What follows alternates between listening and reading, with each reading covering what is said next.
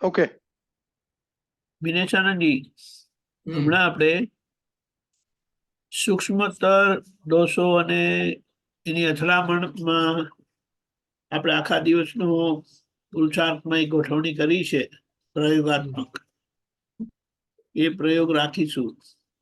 અને આખું બુદ્ધિના ધોરણે જે દાદાએ કીધું અથડામણ થાય છે સૂક્ષ્મતર, અને એ સૂક્ષ્મતર દોષો જે વ્યવસ્થિત સ્વીકારવા દેતું નથી, બને એમાં બુદ્ધિનો એક જુદો જ સૂર હોય જ. અને એ કારણ કે જે કંઈક કાર્ય આપણું થાય તે બુદ્ધિના ડિસિઝનથી થાય છે. તો આ સૂક્ષ્મતર દોષો માટે, કારણ કે દાદા સામે કીધું છે, એક બાજુ વ્યવસ્થિત સમજાય અને બીજી બાજુ કેવળ જ્ઞાન ખુલ્લું થાય. અને એ દોષો માટે પાછળ એવું કે એ પૂતગલ નથી, એ ભગવાનનો પ્રકાશ ખોટી રીતે વપરાયેલો, અને આજે હવે એનું પરિણામ ભોગવવું પડે છે આ રીતે. તો એની સામે પુરુષાર્થ અને આખા દિવસનું ગોઠવણી, એ જ્યાં પછી બુદ્ધિનું ચલણ ઓછું કરતા બંધ થઈ જાય, અને દાદા કીધું અભૂત થયા વગર મોક્ષે જવાય નહીં. એ સમજમાં જરા પ્રકાશ પાડો. જય સચ્ચિદાનંદ. જય સચ્ચિદાનંદ. દિલ્હી બેઠા બેઠા પ્રકાશ તો તમારો પાડવો પડે ભાઈ. હા, આખા દેશને પ્રકાશ દિલ્હીમાંથી મળે છે. હેડક્વાર્ટર છે, હેડક્વાર્ટર છે ને. હા, એવું નહીં, દેશનું કેપિટલ દિલ્હી છે ને.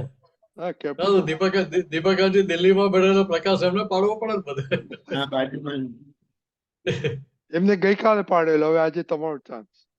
હા ને, આ તો ભાઈ ગમત કરી લેવી પડે ને અમારા અંદર અંદર. તમારે બરોડામાં કેવું છે એની તપાસ કરે છે.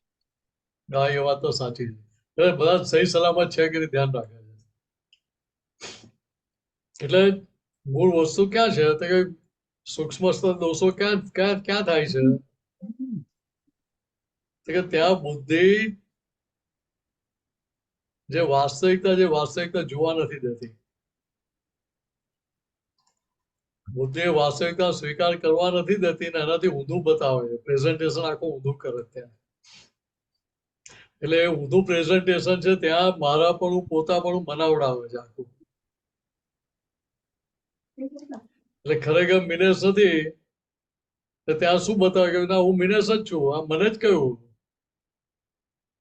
દીપકાજી આવું બોલો તો ચાલતું હશે, તમારાથી આવો વ્યવહાર થતો હશે, પાછું આવું અંદર બતાવે એમના માટે. ખરેખર એ વ્યવહાર કરનારા છે કે ના, એ વ્યવહાર કરનારા નથી. આ તો શું થાય છે કે મારો પાછલો હિસાબ એમને પ્રેશર કરે છે દીપકાજીને, કે મિનેશન જોડે આવો જ વ્યવહાર કરો તમે. અરવિંદભાઈને કે ભાઈ આવી રીતે જ વ્યવહાર કરો, તો એમાં અરવિંદભાઈની ભૂલ ખરી.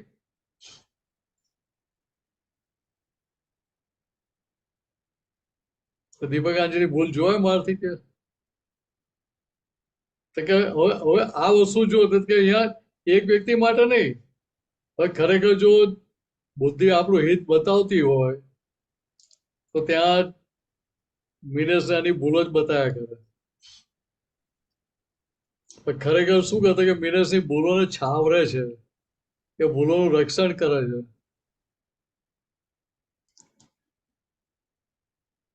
એ શું કરે કે પેલું કરણ હોય ને, ચીકણો કાદવ હોય, એટલે પેલી સિલિકા હોય ને, લાઇટ સિલિકા, બધી સિલિકા કેવી હોય તો કે એકદમ પેલી સ્મૂથ હોય, ને એ સિલિકા વાળી જમીનમાં, સિલ્ટ વાળી જમીનમાં જે પણ અંદર ઘૂસ્યો, એ જેટલો બહાર નીકળવાનો પ્રયત્ન એટલો અંદર વધારે ડૂબતો જાય. કે અહીંયા આ સૂક્ષ્મતર દોષો ને કેવા છે કે ત્યાં પેલી જે પાછલા મારાપણા પોતાપણી માન્યતાના આરોપણ વાળો જે ભાગ છે, એ ત્યાં એના પેલા પડઘા આયા કરે, ને એ પડઘાને પાછું એમાંય પાછું મારાપણું પોતાપણું બનાવવા જાય. ત્યાં પાછી ડિલિવરી આપણી પકડાઈ જાય, એટલે ભૂલમાંથી બહાર નીકળાય નહીં ત્યાં. એટલે અહીંયા આપણે કહેવું પડે મિનેશે કે ભાઈ તારે જે કરવું એ કર, અમે તારી સાથે સંમત થતા નથી, અમે તારી જોડે એગ્રી થતા નથી. અમને તો 100% તારી જ ભૂલ દેખાય છે. એટલે ત્યાં બીજાની ભૂલ દેખાતી 100% બંધ થઈ ગઈ. એટલે શું થાય તો કે ધીરે ધીરે અંદર બુદ્ધિનો પક્ષ લેવાનું આખું બંધ થવા માંડે. એટલે બીજી રીતે કહે તો કે ત્યાં પછી સૂક્ષ્મતર ભૂલો જે દોષ લેવાનું એનો જે પક્ષ લેવાનું ચાલુ હતું એ પક્ષ લેવાનું બંધ થવા માંડે. એટલે ત્યાં બીજાની ભૂલ દેખાવી 100% બંધ થઈ જાય. પછી એ થાય ક્યાં કે પેલા અંતસ્કરણનો સ્વીકાર થવો જોઈએ. મન બુદ્ધિ ચિત્ત અહંકાર ને એ વાતનો સ્વીકાર થાય એ પછી એનું સોલ્યુશન આવે છે. નહીં તો ત્યાં સુધી સોલ્યુશન આવે નહીં. ત્યાં અહંકારે કરીને જોર મારવા જોઈએ તો અહંકારે કરીને સોલ્યુશન ના આવે. એ સમજણે કરીને ત્યાં ફિટ થયેલું હોય તેનું અવશ્ય સોલ્યુશન આવે.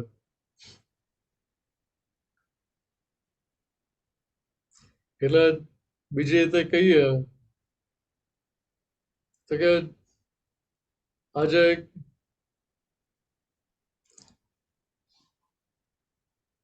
કોઈ મહાત્માએ ભૂલ કરી હોય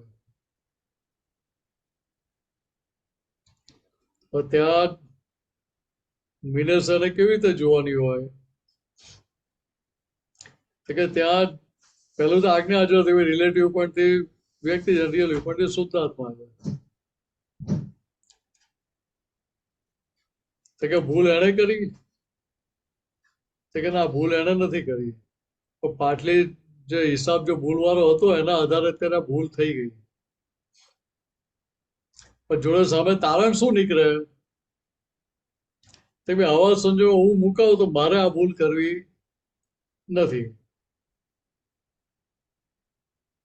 એટલે ત્યાં એ સૂક્ષ્મતર ભૂલોમાંથી બહાર નીકળવા માટે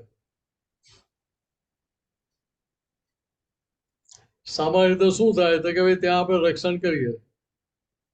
દાદા ભગવાને ના કહ્યું કે મહાત્માની ભૂલો ના જોશો, એમ તમારે કોઈ મહાત્માની ભૂલો જોશો નહીં. બરાબર. હવે એ વાત વ્યવહાર દ્રષ્ટિથી છે કે નિશ્ચય દ્રષ્ટિથી છે?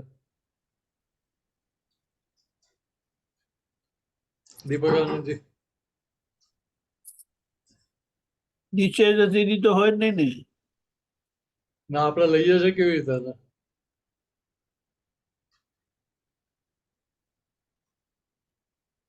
વ્યવહાર દ્રષ્ટિથી લઈએ કે નિશ્ચય દ્રષ્ટિથી લઈ જઈએ છીએ? બરાબર. એટલે બીજે ત્યાં એક પેલું સોરી, એટલે આપણે એક આજે આના પર એ આવેલું ને એને આપણે થોડુંક જોઈ લે. હા, ડેફિનેટલી. વાંચો ને. એક મિનિટ. હા,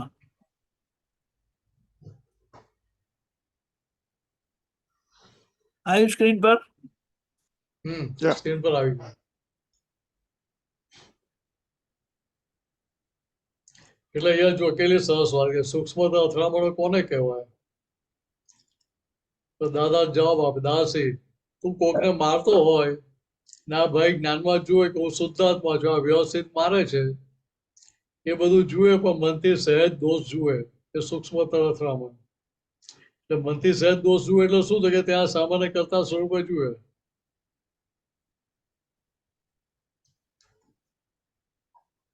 કરતા સ્વરૂપે જુએ દેખાય તો ત્યાં એની ભૂલ દેખાય ને. એટલે પ્રશ્ન કરતા ફરી પૂછ્યું તો કે ફરીથી કહો, બરાબર સમજાયું નહીં. દાસી આ તું બધા લોકોના દોષ જોઉં છું ને એ સૂક્ષ્મતર અથડામણ. પ્રશ્ન કરતા એટલે બીજાનો દોષ જોવા એ સૂક્ષ્મતર અથડામણ. દાસી એવું નહીં, પોતે નક્કી કર્યું હોય કે આ બીજામાં દોષ છે જ નહીં ને છતાં દોષ દેખાય એ સૂક્ષ્મતર અથડામણો. જો કેવો સરસ કોડ પાડ્યો અહીંયા કે પોતે નક્કી કર્યું હોય કે આ બીજામાં દોષ છે જ નહીં, અને છતાં દોષ દેખાય એ સૂક્ષ્મતર અથડામણો છે.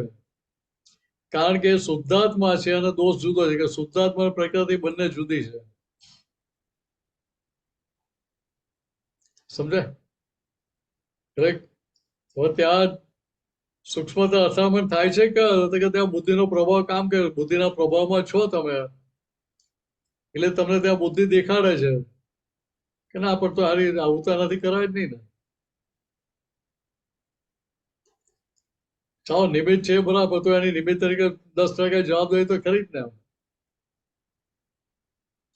એટલે આવી અલગ અલગ રીતે ત્યાં આગળ સામાન્ય દોષિત અંદર ઠરાવ્યા કરતો હોય સૂક્ષ્મમાં. કે અહીંયા એ જ વસ્તુ આપણને લાગુ પડે કે ત્યાં મહાત્માની ભૂલ થઈ તો તે જ્ઞાનની સમજણ શું કહે છે કે નિમિત્ત છે, નિર્દોષ કરતા છે.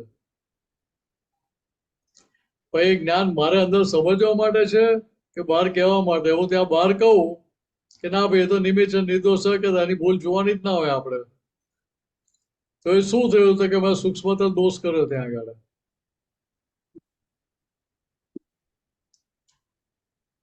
જે ભૂલ છે એ ભૂલનું રક્ષણ ના હોય ત્યાં આગળ.